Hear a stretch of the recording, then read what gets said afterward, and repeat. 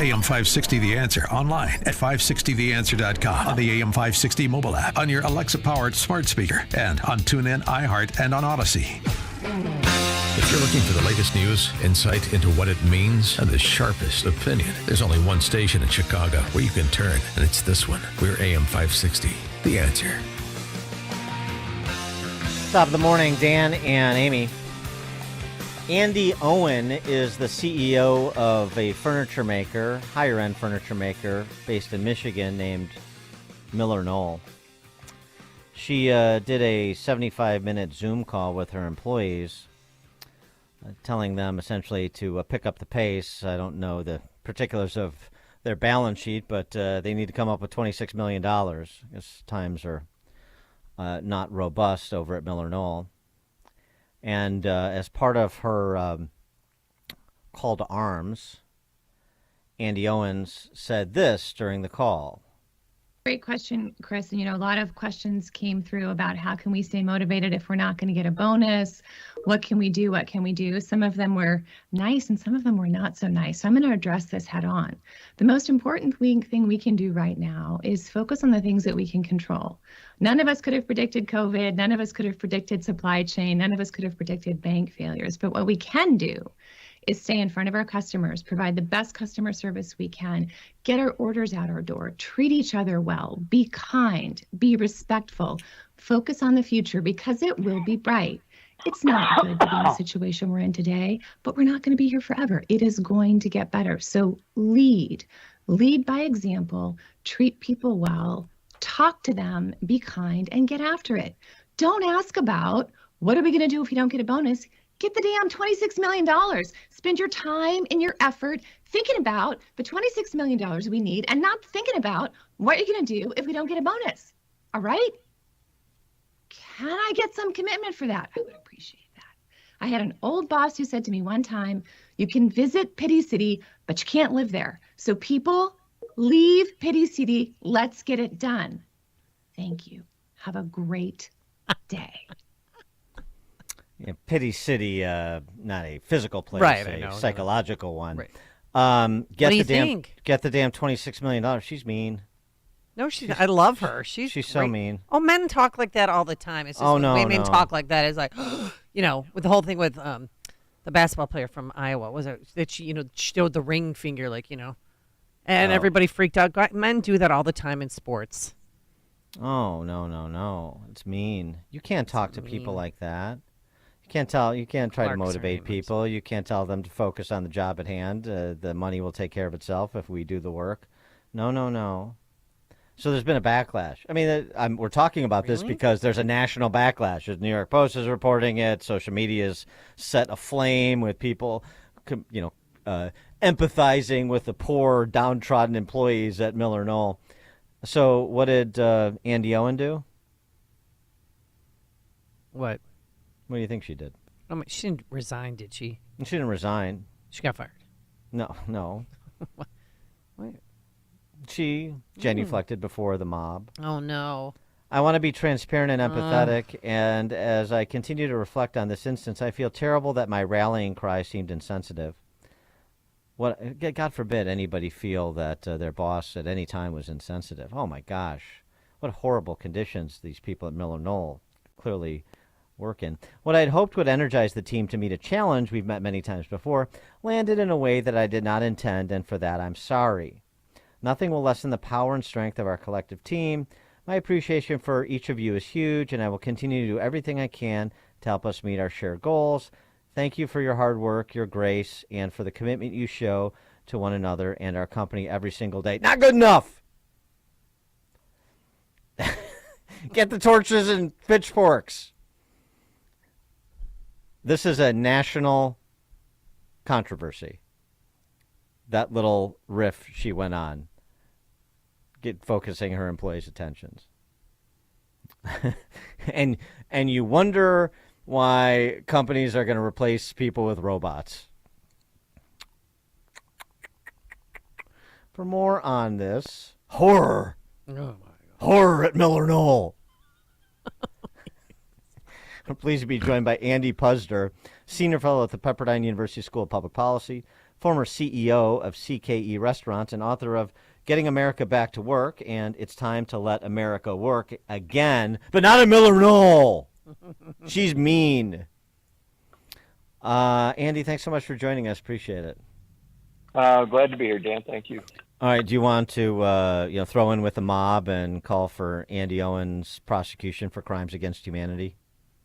I think she should have said, if you can't understand that a company that needs $26 million isn't going to have available cash for a bonus, then maybe you should find someplace else to work.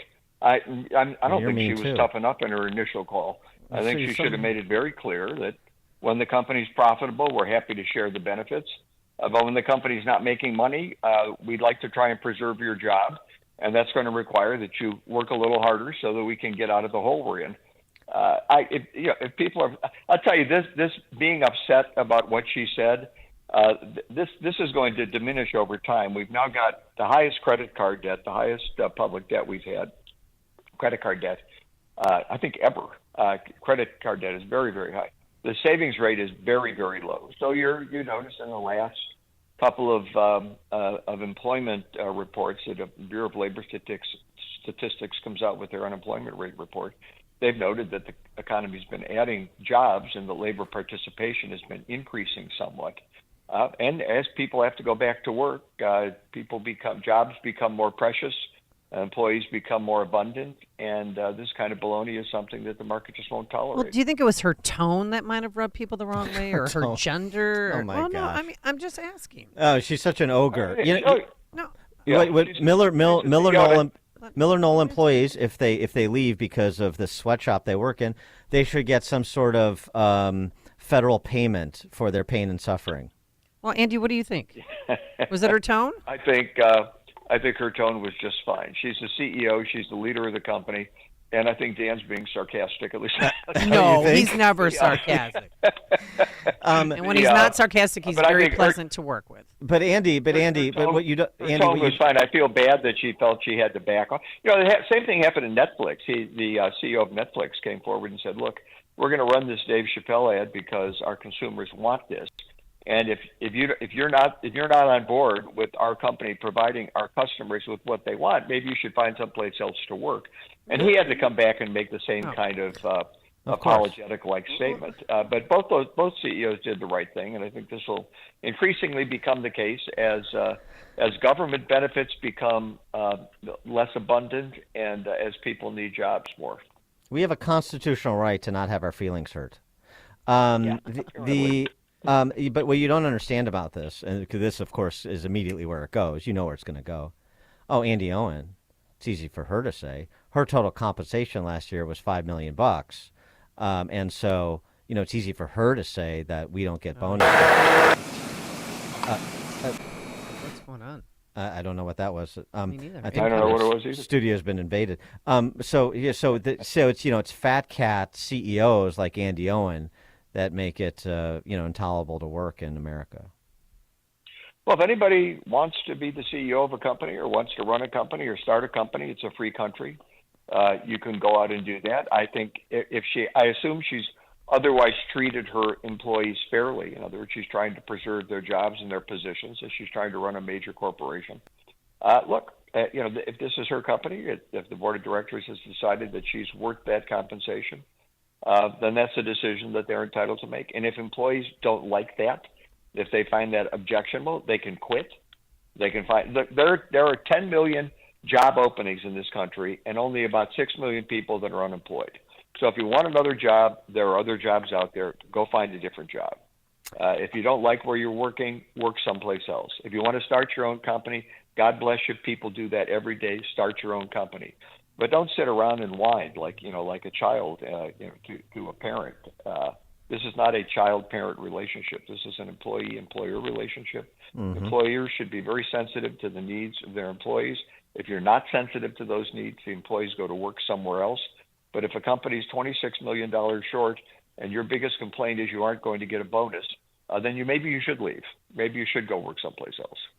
Yeah, I mean, based on the sort of communique she alluded to getting from employees, I thought she was remarkably restrained. It's not like she went full Bobby Knight and was throwing chairs, which would have been fine by me, too. The situation, though, with respect to employment that you were describing, we heard that unemployment claims ticked up this month. Or last month. That's projected. And it seems to be the posture of the Fed that we need to displace a few more million people to get inflation down. What's your view on that approach from the mystics at the Fed? Another reason that employees are going to become more abundant and jobs are going to become less abundant isn't only the fact that people are returning to the workforce, it's the fact that the Fed is in the unenviable position of having to slow economic growth, which is going to mean that the unemployment rate is going to go up. And they're in that position because the Biden administration refuses to take the actions it could take to help the Fed so that it didn't have to reduce demand by slowing the economy to the extent that it's going to have to reduce it. You know, if you've got demand for goods and services is greatly in excess of the supply of goods and services, then you're going to have inflation because there'll be great demand for those limited resources. When supply and demand are close to equal, when they're basically in balance, then you don't have inflation and the economy can grow. Right now, the Fed seems to be fighting the Biden administration. The Fed is trying to reduce demand to get inflation under control, at the same time that the Biden administration continues to try and juice inflation with federal government spending. They won't even come to a deal on increasing the debt ceiling that would actually make some rational reductions to government spending, which would help. They have done, now they're reversing, but they have done everything they possibly could to drive up energy prices by reducing the supply of gas and oil and coal. And they've been handing out payments that discourage work, which means people aren't entering the workforce, which makes it harder to increase the supply of goods or services. So if the Biden administration would wake up and start encouraging an increase of supply with some supply side policies so that supply could meet demand before we have to bring demand down so far that we crash the economy, we could see some progress. But with this administration, I think we've got some real problems going forward.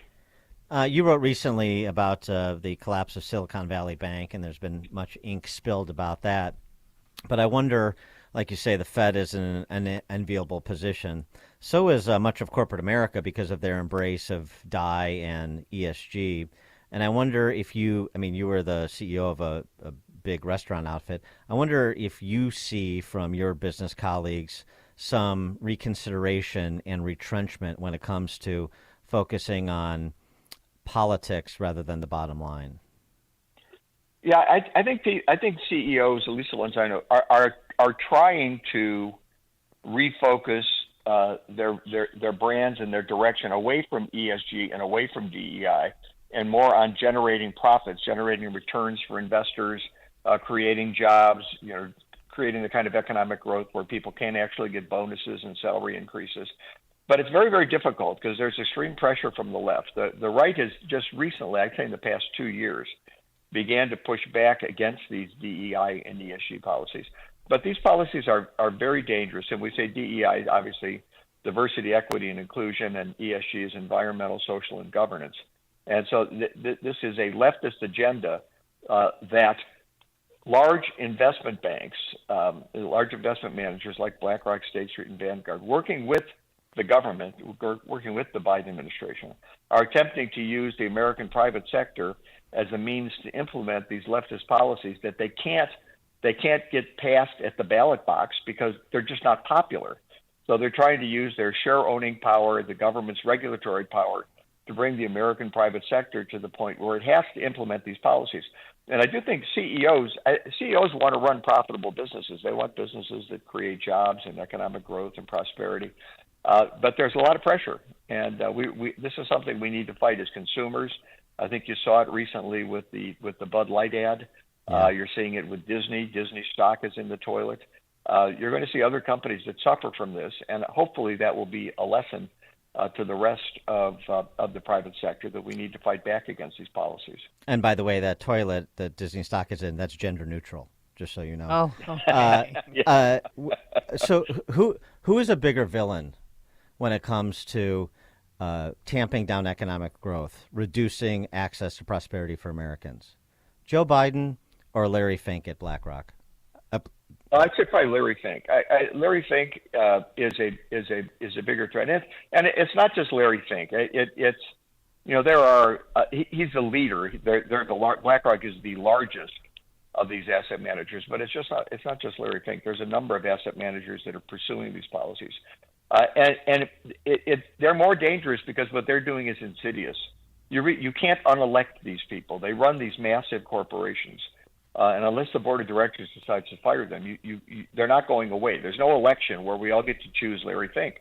However, Larry Fink in 2021 put out a letter to the CEOs of the companies in which BlackRock invests, and they are the